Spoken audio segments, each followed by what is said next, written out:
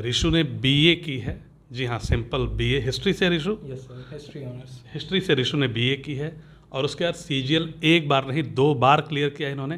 पहली बार इन्हें divisional accountant की पोस्ट मिली और दूसरी बार इन्हें मिली है एक्साइज इंस्पेक्टर की पोस्ट, जो अभी हाल ही में रिजल्ट आया है उसमें।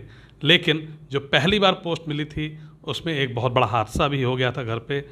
पिताजी का सपना था कि सबसे बड़े लड़के थे ऋषु, और ऋषु सेलेक्ट हो जाए, सरकारी नौकरी लग जाए। रिज़ल्ट का इंतज़ार चल रहा था, मार्च का महीना था, और हुआ ये हादसा कि रिज़ल्ट आने से चंद कुछ दिन पहले पिताजी का देहांत हो गया। और आप समझ सकते हैं कि मतलब किस तरह का माहौल रहा होगा घर पे। उससे संभलते हुए रिज़ल्ट की क्या खुशी क्या ही रहेगी फिर। लेकिन हाँ, दूसरी बार अब सारी चीज़ें सेट हैं, लड़के बड़ी जल्दी बड़े हो जाते हैं पिता के ना होने पे। तो जानेंगे ऋषु से कि भाई हिस्ट्री से ग्रेजुएशन के बाद पहली बार असफल रहे सीजीएल में, दूसरी बार बिल्कुल 5 नंबरों से पीछे रहे, दूसरा एग्ज़ाम इन्होंने क्लियर किया, और अभी तीसरी बार जो एग्ज़ाम रहा इनका उसको भी इन्होंने क्लियर किया एग्ज़ाम एक्साइज इंस्पेक्टर की पोस्ट के साथ। तो सबसे पहले बहुत बहुत बधाई आपको। Thank you sir. और अब जानना चाहते हैं आपसे कि भाई मतलब हिस्ट्री ऑनर्स से होते हुए कैसे मतलब हैंडल किया आपने ये मैथ्स को, इंग्लिश को, और चलिए हिस्ट्री आपकी बहुत अच्छी रही होगी, पॉलिटी वगैरह कैसे पढ़ी, ये सारी चीज़ें आपको बतानी पड़ेंगी।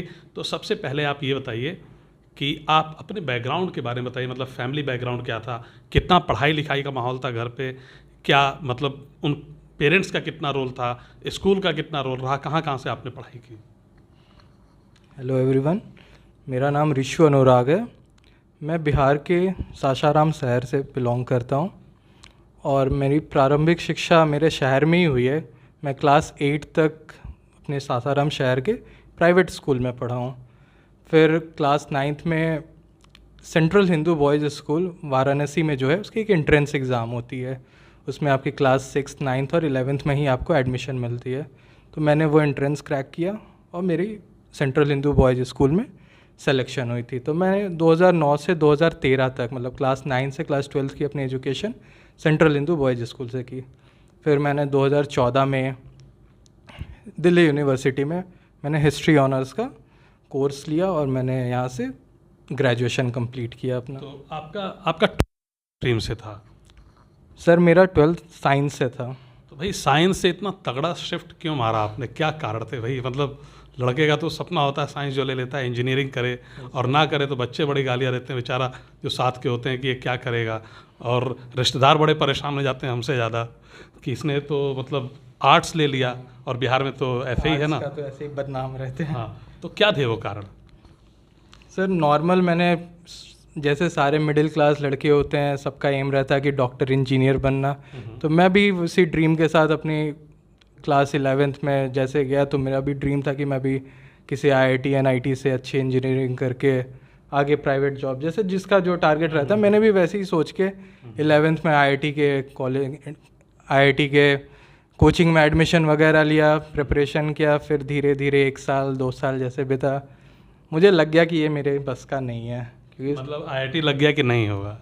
मतलब फिज़िक्स सर, मुझे फिज़िक्स मेरा बहुत अच्छा नहीं था, तो मुझे एक सही समय पे मैंने अपने पेरेंट्स को भी बोल दिया कि ये मेरे से नहीं होगा। मैंने 11th के एंड तक जाके ही डिसाइड किया कि मैं इसको गिव अप करता हूँ। मतलब उस समय बहुत ही लाइफ में सही सब कुछ नहीं चल रहा था, पढ़ाई मैं सही से नहीं मैनेज कर पाया था। तो मैंने 11th 12th आते आते तक मैंने डिसाइड किया कि मैं चुपचाप नॉर्मल NCERT पे फोकस करता हूँ ताकि मैं नॉर्मल 12th में एक अच्छे परसेंटेज से पास मतलब अच्छा स्कोर कर सकूं। तो ये कारण थे। हाँ, यस सर। फिर आप आगे हिस्ट्री ऑनर्स आपने, ठीक है, तो DU में एडमिशन लिया। DU में दिल्ली कितने साल रहे फिर? सर मैं तो 2014 से मतलब जब मैं ग्रेजुएशन करने आया तो पहली बार 2014 में ही आया था, और यहाँ अपनी सारी जो भी सेल्फ स्टडी वगैरह आफ्टर कंप्लीटिंग माई ग्रेजुएशन मैंने सब कुछ यहीं से किया है। 2020 तक मैं यहाँ 6-7 साल रहा हूँ। तो पढ़ाई लिखाई में कैसे थे आप? DU में कैसा परफॉर्मेंस रहा? सर पढ़ाई लिखाई में तो मैं बाद में संभल गया था, ये तो बताना सबको शॉकिंग लगेगा कि लेकिन कि एक साइंस का बंदा हिस्ट्री ऑनर्स में आया जिसको मतलब हिस्ट्री का कोई लेना देना नहीं था, लेकिन फिर भी मैंने अपने 6 के 6 सेमेस्टर यहाँ दिल्ली यूनिवर्सिटी में टॉप किया था। तो आप टॉपर हैं DU के? कितनी रैंक थी लास्ट में? सर फिर मैंने मास्टर्स का भी एंट्रेंस दिया था 2017 में हिस्ट्री ऑनर्स के लिए, तो मैंने पूरे ड्यू में 5th रैंक मेरा आया था। अच्छा, हाँ, एंट्रेंस एग्जाम। तो मतलब ब्राइट स्टूडेंट वाली आपने वो पकड़ ली थी धीरे धीरे। ओके, बढ़िया। तो फिर ये सीजीएल का मूड कैसे बना, क्योंकि हिस्ट्री वाले बच्चे कहते हैं यार सिविल सर्विसेज की तैयारी करनी है, तो उधर कैसे रुझान बना, क्या कारण था? सर जब मेरा 2017 में ग्रेजुएशन कंप्लीट हुआ तो सामने काफ़ी सारे ऑप्शंस थे। जैसे मेरे प्रोफेसर लोग मुझे एज ए ब्राइट स्टूडेंट उन्होंने रिकमेंड किया था कि आप ड्यू से मास्टर्स करो, प्रोफेसर का लाइन उन्होंने सजेस्ट किया था। लेकिन बट मेरा पर्सनल था, एक नॉर्मल मिडिल क्लास फैमिली से मैं बिलोंग करता हूँ, तो मुझे था कि एक मुझे जॉब चाहिए। थोड़ा सिविल सर्विसेज हायर गोल था, लेकिन जैसा भी फैमिली में सिचुएशन था, मुझे ये था कि बड़ा बेटा होने के नाते मुझे ये था कि मैं नॉर्मल सीजीएल में मैंने सिलेबस वगैरह देख रखा था अपना ग्रेजुएशन कंप्लीट होते होते, तो मुझे ये लगा कि ये ठीक है, जो मैं एक विद इन टाइम लिमिट ये मैं क्रैक कर सकता हूँ। बाकी फ्यूचर गोल्स तो मैंने भी अपने यूपीएससी रखा हुआ फाइनल, लेकिन ये था कि हाँ मुझे एक जॉब पहले लेना है, फिर उसके बाद अपने हायर गोल की तरफ परस्यू करना है। लेकिन एक चीज़ है यार कि मतलब सीरियल में अधिकतर बच्चे जो आते हैं, जो ब्राइट बच्चे हैं, वो आते हैं शॉर्ट टर्म के लिए, सोचते हैं कि 3-4 महीने में सब कुछ हो जाएगा, लेकिन जो ज्वाइनिंग का रहा है वो 3 साल तो लगभग लग ही जाता है। क्या कहते हो? वो पूरा प्रोसेस, रिजल्ट आज तो सबको पता है कि रिजल्ट आते आते तक 2.5-3 साल लग जाते हैं। फिर आपका ज्वाइनिंग रिस्पेक्टिव डिपार्टमेंट 6 महीने से लेके साल भर तक लग जाता है। तो ये पूरा जर्नी सबको पता है कि आज के डेट में सीजीएल का 3 से 4 साल का आपको समय देना पड़ेगा अगर आप फर्स्ट अटेम्प्ट में सेलेक्ट होते हो तो। मतलब 22 वाले जो बच्चे हैं वो सोचेंगे 25 के अराउंड उनको ऐसा ही चल रहा है आज के डेट में। ठीक है, लेकिन एक बार जब जॉब लग जाती है तो जो खुशी आपको रहती है वो बहुत नायाब है। और दूसरी, आपकी ज़िंदगी के जो बचे हुए पूरा रिटायरमेंट तक का जो करियर एकदम सेट कर देती है एक बार सीजीएल, कोई भी गवर्नमेंट जॉब हो। तो इसलिए मतलब आप बिल्कुल ये भी डिनाई नहीं कर सकते कि यार ये जो टाइम आपने दिया ये बिल्कुल वेस्ट हुआ, आपने ज़िंदगी बर्बाद की। ऐसा नहीं है, अगर आप मेहनत करके जॉब पा सकते हैं तो वाकई लाइफ बन जाती है। क्या कहते हो आप? सर फेलियर को तो आप हमेशा उससे अप्रिशिएट करना चाहिए कि इंसान जब भी गलती करता है उससे बहुत कुछ सीखने को मिलता है। जो भी सबके लाइफ में कुछ ना कुछ टर्निंग पॉइंट होता है, तो एक मेरे लाइफ में भी ऐसा ही था। जब भी मुझे फेलियर हुआ, वो चाहे क्लास 11th का हो या फिर साइंस से आर्ट्स की तरफ स्विच करने का डिसीजन हो, तो एक बहुत ही रिस्क भरा डिसीजन रहता है। इसमें आप कुछ भी हो सकता है कि एक नॉर्मल साइंस आईआईटी तैयारी किया हुआ बंदा अचानक से हिस्ट्री ऑनर्स अगर वो कर रहा है, तो लोग भी उसे हिस्ट्री ऑनर्स के नाम सुनते हुए थोड़ा लगता था कि यार ये क्या कर रहा, नॉर्मल कहीं से बीटेक कर लो प्राइवेट कॉलेज से। लेकिन मैंने अपना शुरू से एक मेरा क्लियर कट था कि मुझे आगे अपने लाइफ में क्या करना है। तो मैं अपने फेलियर से तो बहुत ज़्यादा सीखा हूँ, और आगे भी जो भी मैं गलती करता हूँ तो उससे सीखता ही रहता हूँ। और मैं बाकियों को भी यही सजेस्ट करता हूँ कि फेलियर को आप हमेशा अप्रिशिएट करो, उससे आपको बहुत कुछ सीखने को मिलता है। क्या बात है। तो फिर तैयारी शुरू हुई सीजीएल की, कोचिंग वगैरह ली आपने? सर कोचिंग तो ऐसा मैंने 2-3 महीने किया था, लेकिन वो मेरे को पसंद नहीं आया था। कहाँ से किया था कोचिंग? मैंने अपने कॉलेज डे में केडी कैंपस में नाम लिखाया था, लेकिन मैंने वो कंटिन्यू नहीं किया था, बट मैंने बीच में छोड़ दिया था। ओके। और फिर तैयारी कैसे की, कौन कौन सी किताबें रहीं आपके पास? सबसे पहले बात करेंगे कि दिन का डेली शेड्यूल क्या रहता था, उसके बाद किताबों पे आते हैं। सीजीएल की जर्नी तो सर मैं टू बी वेरी प्रिसाइज 4 जुलाई 2017 जब मैं दिल्ली में मैंने डिसाइड कर लिया कि सीजीएल 2017 क्योंकि अगस्त में आने वाला था, तो ये था कि मेरे पास 1 महीने से ज़्यादा समय नहीं था। तो मैंने जो भी शॉर्ट टर्म मेरे को लगा कि पहली बार कैसे करना चाहिए, तो मैंने जो भी 2-4 बेसिक बुक की मैथ की, अपने उसमें किरण की बुक चलती थी, फिर अभिनय शर्मा सर थे उनकी बुक आती, तो मैंने बहुत ही लिमिटेड रखा था।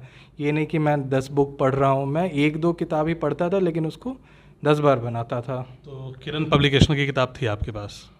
हाँ सर, किरण पब्लिकेशन उस समय मेरे पास थी। अच्छा, तो डेली शेड्यूल की बात कर रहा था, सुबह उठना, उसके बाद से पूरा दिन कैसे निकलता था आपका? सर मतलब मैंने वही लाइब्रेरी में जो भी ज्वाइन किया था, तो मेरा टारगेट रहता था कि दिन में आप 7-8 घंटे काफ़ी रहते हैं। कि मैं ये नहीं कि आपको दिन के 15 घंटे पढ़ना है, ऐसा कुछ नहीं है। आप ऑनेस्टली अपने साथ 6 घंटे ढंग से कर लो, it's more than sufficient for SSC CGL examination. तो मेरा भी शेड्यूल यही रहता था कि मैं 9 बजे तक आता था, तो एक टारगेट सेट रहता था कि मुझे, क्योंकि मेरे पास तो 1 महीने का ही समय था, तो मैंने उस समय जैसा मेरा रूटीन मुझे लगता था कि ये मेरे लिए कन्वीनियंट है उस समय, तो मैं किसी फर्स्ट हाफ में मैं आके इंग्लिश पढ़ता था, क्योंकि रूल्स वगैरह उसमें नीतू सिंह की बुक थी, तो मुझे बिल्कुल सब कुछ नया लगता था कि ये ग्रामर के रूल्स क्या होते हैं। तो सब, फिर मैथ्स थोड़ा कैलकुलेशन मेरा अच्छा था, लेकिन मैथ्स में भी प्रैक्टिस करना रहता था। फिर रीजनिंग वगैरह भी, मॉक्स का बहुत बड़ा रोल था इन सब में, मॉक्स मैं देता था उस समय से ही, तो मॉक्स का मेरे इस जर्नी में बहुत इम्पोर्टेंट रोल रहा है। ओके, तो अब किताबों पे आए अगर सीधा, तो मैथ्स में किरण पब्लिकेशन आपने फॉलो की और अभिनव शर्मा की बुक फॉलो की। इसके अलावा इंग्लिश में आपने नीतू सिंह की बुक फॉलो की, और कोई किताब? नहीं सर, और तो मैंने कुछ खास नहीं फॉलो किया। न्यूज़पेपर रीडिंग वगैरह? न्यूज़पेपर तो सर मैं करता ही था, क्योंकि मैं डेली आता था, तो उसमें टारगेट रहता था कि 1 घंटा at least the Hindu, the express जो लाइब्रेरी में खाली रहता था वो मैं 1 घंटा पढ़ता ही पढ़ता था, क्योंकि वो कैब जो भी इंग्लिश में आता है, खासकर उसका एडिटोरियल सेक्शन, तो वो धीरे धीरे काफ़ी इम्प्रूवमेंट देता था।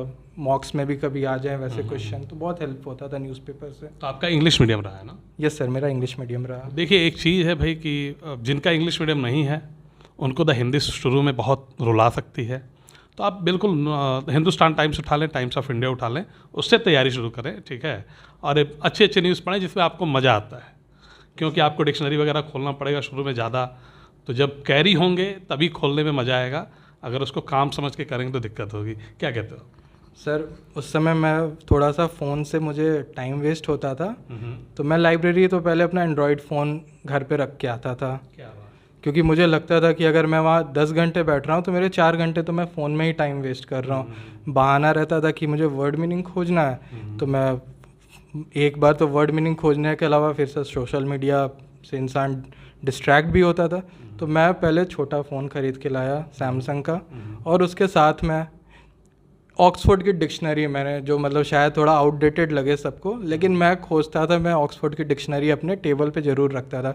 उस एक वर्ड के आगे पीछे मैं 4 वर्ड में पढ़ लेता था उसी बहाने, जो मुझे मीनिंग गूगल में नहीं करता था, क्योंकि मुझे पता था गूगल से मेरा टाइम वेस्ट हो रहा है। तो मैं थोड़ा ओल्ड स्कूल की तरफ मैं थोड़ा मेरा टिल्ट हुआ कि नहीं, मैं नॉर्मल डिक्शनरी रखता हूँ और मैं उससे थोड़ा अपना वोकैब अपना स्ट्रेंथ करता हूँ। गुड। तो इस तरह आपने धीरे धीरे वोकैब बिल्ड की, है ना? Yes sir. अब बात आते हैं रीजनिंग के लिए भी किताबें ली थी? नहीं सर, रीजनिंग तो वही मॉक्स वगैरह में बहुत हो जाता था, मतलब मुझे रीजनिंग में एज सच कोई खास प्रॉब्लम नहीं हुआ। ओके, तो ये तो रीजनिंग हो गया। अब जीएस पे आते हैं। जीएस बहुत बड़ा सिलेबस है, करंट का भी रोल है और स्टैटिक का भी रोल है। कैसे हैंडल किया आपने एक एक करके सारे सब्जेक्ट्स? हिस्ट्री तो ऑलरेडी आपकी तैयार रही होगी, बाकी कैसे किया? साइंस और आपका पॉलिटी, ठीक, ज्योग्राफी, इकोनॉमिक्स, कैसे किया? सर करंट में मतलब जो भी जीके का पोर्शन था, तो लोग प्री में स्टूडेंट्स उसको बहुत निगलेक्ट करते हैं, लेकिन वो at the end of result, जब रिजल्ट आता है ना, तो रियल गेम चेंजर प्री में मेरे हिसाब से जनरल अवेयरनेस ही रहता है। क्योंकि मैथ्स और इंग्लिश सारे बच्चे कर रहे हैं, सारे 45 प्लस 47.5 लोग स्कोर कर लेते हैं, लेकिन जब आप जीके में देखते हैं ना, तो अच्छे अच्छे स्टूडेंट्स के सिंगल डिजिट में नंबर रहते हैं। और एक दूसरा बंदा जो अगर थोड़ा भी मतलब उसने मैथ्स में वो भी 40-45 नंबर लाया होगा, लेकिन अगर वो जीके अगर वो अच्छे से पढ़ा हो तो उसे 30 से 35 नंबर ला देता है, और वो बाकी जो नॉर्मल अच्छे स्टूडेंट्स उससे उसे 20 नंबर का कम से कम एज मिल जाता है। और ये एज उसको एट द एंड जब भी सीजीएल का फाइनल रिजल्ट आता है, तो जीके तो बहुत बड़ा रोल प्ले करता है, जो मैं सारे स्टूडेंट को सजेस्ट करूँगा कि उसे इग्नोर तो खासकर नहीं करना चाहिए। जीके पे आप उसको मतलब उतना ही अहमियत दीजिए, क्योंकि वो 50 नंबर वो भी दे रहा है, 50 नंबर आपको बाकी 3 सेक्शन भी दे रहे हैं। तो जीके का भी 25% रोल है, जिसको हम निगलेक्ट बिल्कुल नहीं कर सकते हैं। ओके। और ऑब्वियसली मार्क्स जुड़ने हैं जब आपके प्री के, मेंस के, तो भाई एक एक नंबर बहुत इंपॉर्टेंट है। आपकी पोस्टिंग को आपके होम स्टेट से उठा के नॉर्थ ईस्ट में, साउथ में पटक सकते हैं 2 नंबर 4 नंबर, तो ये ध्यान रखिए आप लोग, एक एक नंबर बहुत कीमती है।